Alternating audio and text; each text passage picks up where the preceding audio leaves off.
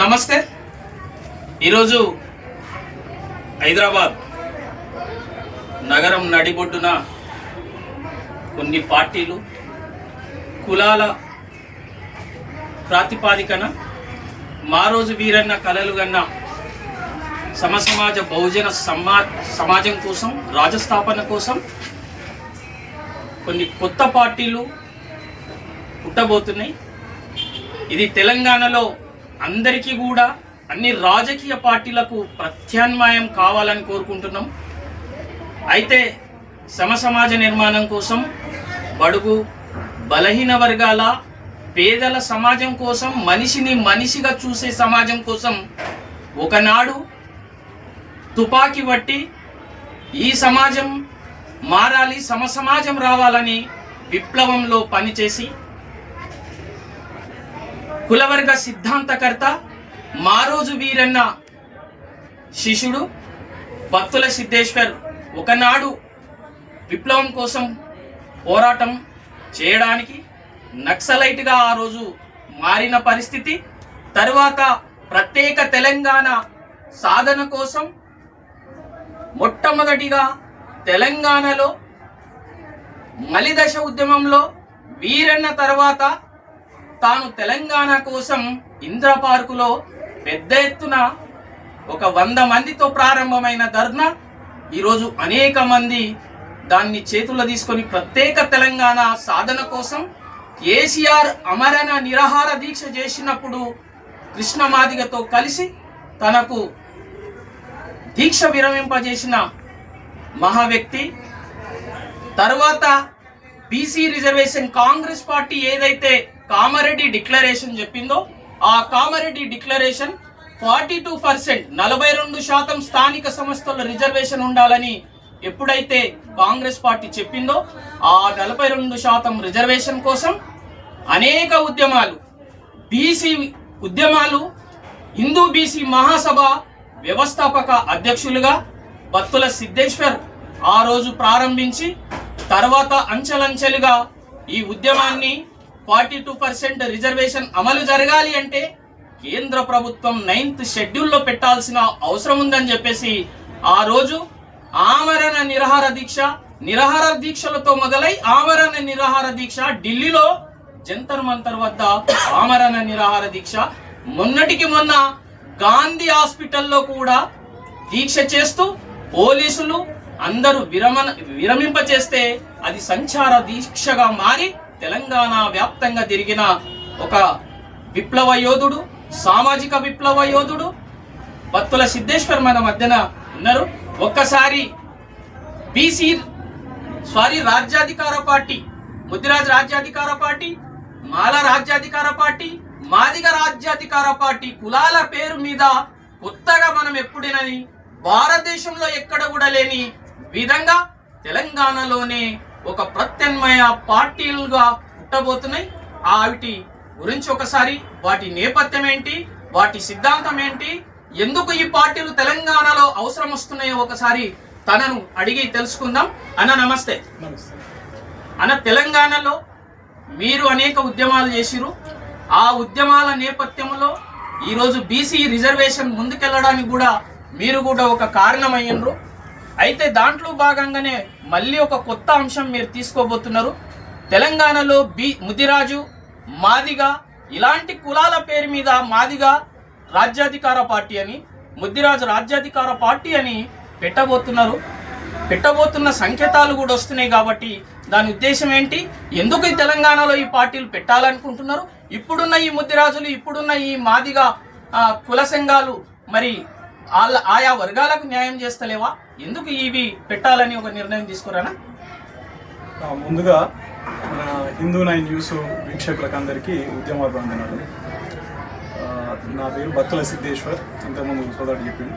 అట్లే మనతో పాటే ఇవాళ మాదిగ రాజ్యాధికార పార్టీ ఏర్పాటు చేసుకున్న ముక్కా ప్రభాకర్ మాదిగ, తర్వాత మాల మహారాజ్యాధికార పార్టీ ఏర్పాటు చేసుకున్న కొంగర నరహరన్న, తర్వాత ముదిరాజ్ రాజ్యాధికార పార్టీ, అట్లనే మున్నూరు కాపు రాజ్యాధికార పార్టీ వెంకటస్వామి, తర్వాత మళ్ళీ మాదిగ రాజ్యాధికార పార్టీ ప్రశాంత్, ఇవాళ ఇంకా రావాల్సిన వాళ్ళు వడ్డేర రాజ్యాధికార పార్టీ, గౌడ రాజ్యాధికార పార్టీ ఇంకా రాలేదు ఇక్కడికి.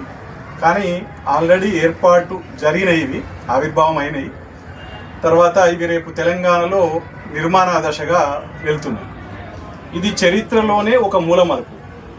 కులం పేరిట పార్టీ ఒకనాడు 30 ఏళ్ల కింద మారోజు వీరన్న నాయకత్వంలో దేశంలో కులం ఉన్నది, అన్నీ కలగలిపి ఒకే సంఘం పెట్టడం వల్ల ఈ సమాజం ఆర్గనైజ్ కాదు, పెద్ద ఎత్తున నిర్మాణం కాదు. కనుక కులాలుగా ఒక్కటవుదాం, అలయన్స్గా కలిసి పోరాటం చేద్దాం అనే ఉద్దేశంతో identity and alliance Maroju Veeranna నాయకత్వంలో మాదిగ దండోరకు అండగా నిలుస్తూ గొల్లకుర్మ డోల్ దెబ్బ, చాకిరేవు దెబ్బ, తుడుం దెబ్బ, తర్వాత లంబాడ నంగారవేరి అనేక కుల ఉద్యమాలు స్థాపించడం జరిగింది. ఆ కుల ఉద్యమాలన్నీ కలిసి తెలంగాణ ఉద్యమాన్ని చేయడం వల్ల ఇవాళ తెలంగాణ సాధ్యమైంది. అయితే కుల ఉద్యమాల వల్ల ఏం జరుగుతుంది అనేది అగ్రకులాలు గ్రహించి 1999 మే 16న మారోజు వీరన్నను బలి తీసుకున్నారు వారు. దాంతో కొంత ఉద్యమాలల్లో ఇబ్బంది అయిన మాట వాస్తవం. ఇవాళ కుల ఉద్యమాలు సరే ఏ మేరకైనా పోరాడుతున్నాయి. మేమెంతమందిమో మాకంత వాటా అనేది ఒక విప్లవాత్మకమైన నినాదం. కుల సమాజంలో కులం వాటానే అసలైన పోరాట అంశం. కనుక కుల సంఘాలు పెట్టిందంతా కూడా మేమెంతమందిమో మాకంత వాటా అనే సూత్రం ఆధారంగా పెట్టబడిన కుల సంఘాలు ఇవాళ 30 ఏళ్ల తర్వాత కుల ఉద్యమాలు మాత్రమే కాదు, కుల ఉద్యమాలు కుల రాజకీయ పార్టీలుగా రూపుదాల్చాల్సిన సందర్భం ఇప్పుడు ఎదురైంది. ఎందుకంటే కులం పేరిట సంఘాలు పెట్టినప్పుడే పెద్ద ఎత్తున ప్రజలు ఆర్గనైజ్ అయ్యింది. ఇవాళ మళ్ళీ కులేతరంగా అనగారిన కులాల నాయకులే పార్టీలు పెట్టిన ఆ పార్టీలు అంగట్లో పోయి అమ్మ అన్నట్టు ఎవరిని పుట్టిన బిడ్డ అన్నట్టు ఆ కులానికి సంబంధించిన వాళ్ళు ఓన్ చేసుకోవడం లేదు, లేదా ఇతర మనం అనుకున్న బీసీ, ఎస్సీ, ఎస్టీ మిగతా కులాలు దాన్ని ఓన్ చేసుకునే పరిస్థితి లేదు. దానికి కారణం ఏంటంటే కుల సమాజంలో కులం వాటా అడుగుతున్నప్పుడు ఖచ్చితంగా కుల పార్టీలు ఉండాల్సిందే, అది కులం పేరిట ఉండాల్సిందే అనేది మనం గతం నుంచి మనం ప్రాక్టీస్ చేస్తున్నాం. ఇవాళ మళ్ళొక మూలమలుపు. ఎందుకంటే అనేక ఉద్యమాలు చేసినాం, పోరాట రూపాలలో సాయుధ పోరాటం చేసినాం, శాంతియుత పోరాట రూపంలో ఆమరణ దీక్షలు చేసినాం, ఎలక్షన్ యుద్ధం చేసినాం. ఎన్ని యుద్ధాలు చేసినా ప్రజలు అగ్రకుల పార్టీలను ఇంకా నమ్ముతూనే వస్తున్న పరిస్థితున్నది. ఇవాళ రాజకీయ పార్టీలు అనేటి ఓటును వ్యాపార వస్తువుగా మార్చిన పరిస్థితున్నది. నిన్న మొన్నటి ఎన్నికల్లో చూస్తే సర్పంచ్ ఎన్నికల్లో 10,000 నుంచి 1,00,000 వరకు ఓటు అమ్మకాలు కొనుగోలు జరుగుతున్న పరిస్థితి. ఇంకోవైపు ఇదే మన హైదరాబాద్లో ఎంఐఎం పార్టీ మజ్లీస్ ఇత్తెహాదుల్ ముస్లిమీన్ అని పెట్టుకున్నందువల్ల ఇవాళ ఓల్డ్ సిటీలో వాళ్ళ ప్రాంతంలో సోనియా గాంధీ వచ్చినా లేకపోతే మోడీ వచ్చినా వాళ్ళ నాన్ ముస్లిం ఎవరు గెలవలేని పరిస్థితి ఉంటుంది. అదే సమయంలో భగవంతుడు వచ్చి పార్టీ పెట్టుకున్నా అక్కడ గెలవలేని పరిస్థితి ఉంటుంది. ఎందుకంటే ఆ ప్రజలకు, ముస్లిం ప్రజలకు ఇది మా పార్టీ అనే భావన వాళ్ళకు వచ్చింది. కనుకనే మనం ఏమంటున్నామంటే ఇవాళ కులాధారిత కులం పేరిట మనం పార్టీలను ఏర్పాటు చేసుకోవాల్సిన సందర్భం. ఎందుకంటే మేమెంతమంది మాకంత వాటా అనేది అది ఒక రాజకీయ ఉద్యమం కూడా. ఆ రాజకీయ ఉద్యమాన్ని మనం చేయాలనుకున్నప్పుడు రాజకీయ పార్టీలు ఉండాల్సిందే. రాజకీయ పార్టీలు మనం ఇవాళ రాజకీయ పార్టీలు మనం చెయ్యాలి అనుకున్నప్పుడు ఇవాళ మళ్ళీ మనం ఒకనాడు మాదిగ దండోరా, ఇవాళ మాదిగ రాజ్యాధికార పార్టీగా అట్లా కుల పార్టీలుగా మనం ఆర్గనైజ్ అవుతున్నాం.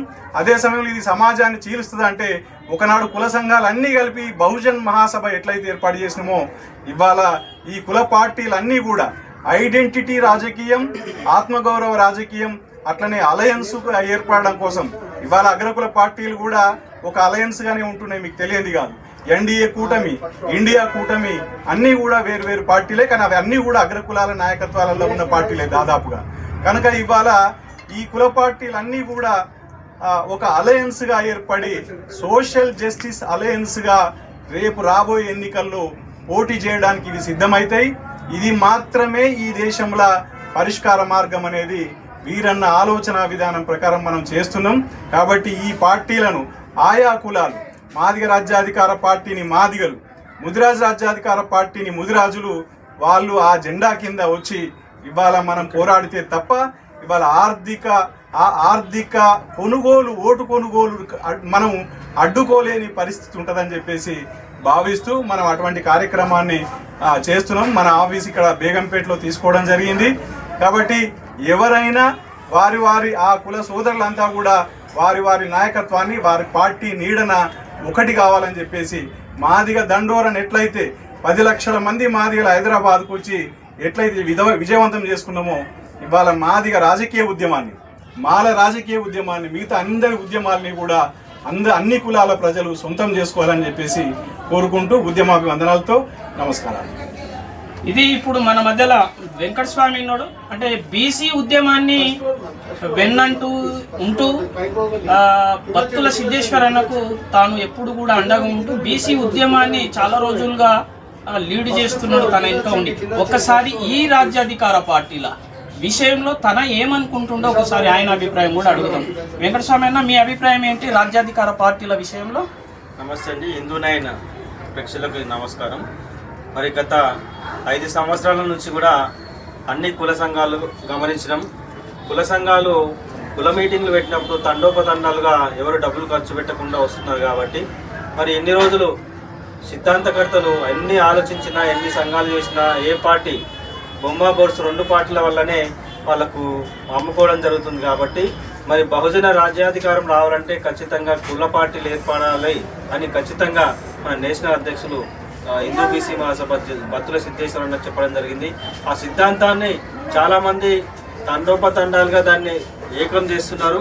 దాంట్లో చాలా క్వశ్చన్స్ వచ్చాయి. మరి ఎట్లా కుల సంఘాలు పెడితే ఎట్లా, అట్లా చేస్తే ఎట్లా, ఇట్లా చేస్తే ఎట్లా అని చాలా తర్జన భర్జన చేసిన తర్వాత ఫైనల్గా ఈ కుల సంఘాల ద్వారానే రాజ్యాధికారం చేపట్టడం జరుగుతుందని చెప్పడం జరిగింది. మరి వడ్డెర సామాజిక చెందిన మన వడ్డెర రాజ్యాధికార పార్టీ స్టార్ట్ చేయడానికి రమ్య గారు కూడా వచ్చారు ఇప్పుడే. కాబట్టి అన్ని సంఘాలుగా మాదిగ రాజ్యాధికార పార్టీ, అదేవిధంగా మాల మహా రాజ్యాధికార పార్టీ, ముదిరాజు రాజ్యాధికార పార్టీ, మున్నూరు కాపు రాజ్యాధికార పార్టీ, వడ్డెర రాజ్యాధికార పార్టీ, అదేవిధంగా పద్మశాలి మరి గౌడ రాజ్యాధికార పార్టీలతో మనం ఈ బేగంపేటలో ముఖ్య మెయిన్ ఆఫీస్గా పెట్టుకొని మరి రాబోయే 2-3 సంవత్సరాలు త్యాగం చేస్తేనే తప్ప బీసీలు, ఎస్సీలు, ఎస్టీలు, మైనార్టీలు త్యాగం చేస్తేనే తప్ప మనము రాజ్యాధికారాన్ని పొందలేమని క్షుణ్ణంగా అర్థమైపోతుంది. ఇక ఫార్ములా ఒకటే, కుల సంఘాలు కాదు కుల పార్టీలు పెట్టుకొని ఖచ్చితంగా రాజ్యాధికారం సాధిస్తామని ఇది 1 ఫార్ములా. ఈ ఫార్ములా పాటిస్తే అందరం సక్సెస్ అవుతాం ఖచ్చితంగా. ఇంకా మీనమేషాలు వదిలి ఏమైనా అనుమానం ఉంటే వదిలి ఏదైనా తర్కించండి, ఆలోచించండి, ఏదైనా ఫైనల్గా ఇదే రిజల్ట్ వస్తుంది. కాబట్టి ఖచ్చితంగా అన్ని కుల సంఘాలకు హిందూ బీసీ మహాసభ తరఫున నేను దండం పెట్టి వేడుకుంటున్నాను. సంఘాలుగా కాకుండా బీసీసీఎల్, ఎస్సీసీఎల్గా కాకుండా కుల సంఘాలు కాకుండా కుల పార్టీలుగా ఏర్పడి బహుజన రాజ్యాధికారాన్ని తెలంగాణ రాష్ట్రంలో ఏర్పాటు చేసి దేశవ్యాప్తంగా ముందుకెళ్లాల్సిన అవసరం ఉందని నేను తెలియజేస్తున్నాను. అట్లాగే మన మధ్యలో నరహరి అన్న ఉన్నాడు. అంటే తాను కూడా విప్లవ నాయకుడు, విప్లవంలో పని చేసిన వ్యక్తి, ఒక నక్సలైట్ పార్టీలో పనిచేసింది. ఈరోజు ప్రజా జీవితంలో కలిసి ప్రజల కోసమే మళ్ళీ పనిచేస్తుండే. ఒకసారి తాను జరిగిపోయిన ఉద్యమాల గురించి ఒక 2 నిమిషాలు తనను కూడా అడిగి ఆయన అభిప్రాయం ఏందో తెలుసుకుందాం. అన్న చెప్పండి, ఏంటి ఈ పార్టీల విషయంలో మీ అభిప్రాయం ఏంటి? హిందూ న్యూస్ ప్రేక్షకులకు నా జేబీఎంలో ఈరోజు నగర నడిబొడ్డున బేగంపేట ఏరియాలో పార్టీ కార్యాలయాన్ని ప్రారంభించుకున్నాం. ఈ సందర్భంగా మనకు స్వాతంత్రం వచ్చి 78 సంవత్సరాలు గడుస్తున్నా ఈ రోజు వరకు కూడా స్వేచ్ఛా స్వాతంత్రం లేని బతుకులు ఇంకా బతుకుతూనే ఉన్నాం. మాల, మాదిగ, ఎస్సీ, ఎస్టీ, బీసీలు, మైనార్టీలు అందరం. దీనికి కారణం ఆధిపత్య కులాల అహంకార ధోరణి. ఆయా ఆధిపత్య కులాలు పెట్టుకున్నటువంటి పార్టీలలో మన వాళ్ళు కుల సంఘాలుగా పెట్టుకొని అన్ని సంఘాలలో కుల సంఘాలు పెట్టుకొని ఆ ఊడియన్ మనల్ని ఎవరైతే కించపరిచినట్టు చూస్తున్నారో ఆ కించపరిచినట్టు చూసే వ్యక్తుల దగ్గరికి ఈ సంఘాలు పోయి మన సంచులు వేసుకొని సంఘాలు పోయి అడుక్కునే పరిస్థితి ఏర్పడ్డది. మన ఆత్మగౌరవాన్ని తాకట్టు పెట్టుకోకుండా నేను ఒక ఎస్సీ, ఒక మాల బిడ్డను, మాదిగ సోదరుడు నా ప్రభాకర్, మాకు భారత రాజ్యాంగంలో బాబాసాహెబ్ అంబేద్కర్ రిజర్వేషన్ ఇచ్చాడు. అయినా ఆ రిజర్వేషన్ వల్ల ఎలక్షన్లలో పాల్గొంటున్నాం. ఎక్కడ పాల్గొంటున్నామయ్యా? మాకు స్వతంత్రంగా పార్టీ లేదు. ఏం పెట్టుకున్నా మన కాంగ్రెస్ రెడ్డి ప్రభుత్వాలు ఉన్నాయి, బీఆర్ఎస్ వెలమ పార్టీ దొరల పాలన ఉంది, బీజేపీ బ్రాహ్మణ బనియా పార్టీలు ఉన్నాయి, తెలుగుదేశం కమ్మ కమ్యూనిస్టులు వీళ్ళందరూ ఆధిపత్య కులాల పార్టీలే ఉన్నాయి. వాళ్ళ పార్టీలలో మాకు రిజర్వేషన్ మా దేవుడు బాబాసాహెబ్ అంబేద్కర్ ఇచ్చింది కాబట్టి వాళ్ళు మమ్మల్ని ఆదరించి సీట్లు ఇస్తారు. అది గెలిస్తే గెలుచుకొని ఓడితే ఓడును అన్నట్టుగా మమ్మల్ని సీట్లు ఇచ్చినట్టుగానే ఇచ్చి మళ్ళీ ఓడగొట్టే ప్రయత్నం కూడా చేసి వాళ్ళ ఆధిపత్య కుల అహంకారాన్ని ఆడ చాటుకుంటున్నారు. అందుకే మా ఆత్మగౌరవాన్ని ఇంకెన్నాళ్ళు తాకట్టు పెట్టాలి, ఇంకెన్ని రోజులని వాళ్ళ మోచేతి కింద నీళ్లు తాగాలి, ఇంకెన్ని రోజులని మేము వాళ్ళ సంకన చేరాలి కాదు అని చెప్పి బాబాసాహెబ్ ఇచ్చినటువంటి ఓటు అనే ఆయుధం మా చేతిలో కూడా ఉంది. మేము వేస్తే మీరు గెలుస్తున్నారు, కానీ ఇవాళ మేము మీకే సీట్లు ఇచ్చే స్థాయికి ఎదుగుతామని చెప్పి ఈ కుల సంఘాలను పెట్టుకున్నాం. కుల సంఘాలతో పాటు మనం విడిపోకుండా కుల పార్టీలు పెట్టుకున్నామని చెప్పి పార్టీలలో మనకు కూడా ఓటాకు మేమెంతో మాకంత ఓటు కావాలి. మేము ఇలా అసెంబ్లీలో ఎమ్మెల్యేలమైతే, పార్లమెంట్లో ఎంపీలమైతే రాజ్యమే మేము చేతులే కదా. ఒక్క నిమిషం నేను ఇప్పుడు పెట్టబోయే రాజ్యాధికార పార్టీలు కులాల వారీగా రాజ్యాధికార పార్టీల అంశమే అడుగుతున్నా. అంటే ఏమనుకుంటున్నారు? ఇప్పుడు సిద్ధన్న దాని ప్రతిపాదన తీసుకొచ్చిండు, మీ మధ్యలో ఉంది, ఇప్పుడు అది ఆవిర్భావం జరిగిపోయినాయి. మీరేమనుకుంటున్నారు అనేది ఇప్పుడు ఈ పార్టీలు మనుగడ సాధించగలుగుతాయా? తెలంగాణలో సాధించలేవా? మీ అభిప్రాయం ఎట్లుంది? మీరేమనుకుంటున్నారు ఈ పార్టీల పట్ల? ఇది చెప్పండి. తప్పక ఈ పార్టీలు కుల పార్టీలు పెట్టుకొని మనుగడ సాధిస్తాం. ఆధిపత్య కులాలకు ధీటుగా మేము కూడా సవాలు విసిరి మేము రాజ్యాధికారం చేపడతామని చెప్పి మీకు సవినయంగా విన్నవిస్తా ఉన్నాం. మాట్లాడతావా? అయితే ఇది పరిస్థితి. అంటే తెలంగాణలో నిజంగానే ఈ పార్టీలు అవసరం. సిద్ధేశ్వరన్న చాలాసార్లు ఉద్యమాలు చేసిండు, తనకు చాలా అనుభవం ఉంది ఉద్యమాల్లో, తాను తెలంగాణ సిద్ధాంతకర్తగా కూడా పనిచేసిండు. కాబట్టి పార్టీలు అవసరం, కులాల వారీగా పార్టీలు ఉంటే తప్ప ఈ దేశంలో మారోజు వీరన్న కానీ, అంబేద్కర్ కానీ, పూలే కలలు కన్నా సమసమాజం రాదు. ఇది ఇట్లా జరగాల్సిన అవసరం ఉంది. కులాల వారీగానే ఉంటేనే ఐక్యత సాధిస్తాం. ఐక్యత సాధిస్తే బహుజన రాజ్యం వస్తుంది అనేది సిద్ధన్న ఆలోచనగా కనిపిస్తుంది.